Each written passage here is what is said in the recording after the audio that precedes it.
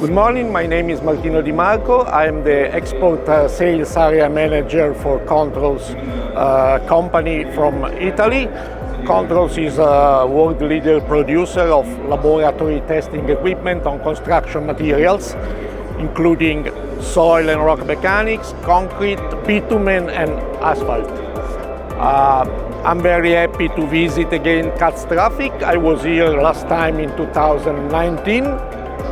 And in the past, we were also present as exhibitor. So we believe Kazakhstan market has a lot of opportunities for our product, and we want to continue and strengthen the cooperation, which we started almost 20 years ago.